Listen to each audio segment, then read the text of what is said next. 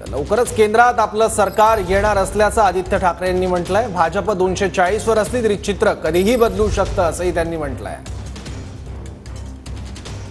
पण पहा, भाजप 240 वर जरी असली तरी आपण इंडिया आघाडीचे जे पक्ष आहोत ते 237 वर आहोत।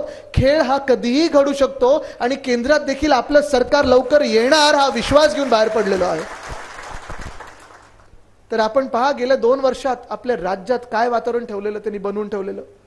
आपल्या राज्यामध्ये जे घटनाबाह्य सरकार, आणि मी घटनाबाह्यच म्हणत राहणार जोपर्यंत हे बाद होत नाहीत तोपर्यंत घटनाबाह्यच आहेत। ह्यांचे आमदार निवडून येणार नाहीत आणि ह्यांचं पुढे काही चालणार नाही। महाराष्ट्रानं हकलवणार आहे ही शपथ घेऊन आपल्याला आता पुढे जायचं आहे। आज आपण पाहतो ना, हे मध्ये आता जे काही अर्थसंकल्प सादर झाला, एक निवडणुकीच्या आधी अर्थसंकल्प सादर झाला, अंतरिम अर्थसंकल्प ज्याला काहीच अर्थ नव्हता, आणि मग पुन्हा एकदा गाजर वाटण्याचा कार्यक्रम झालेला आहे।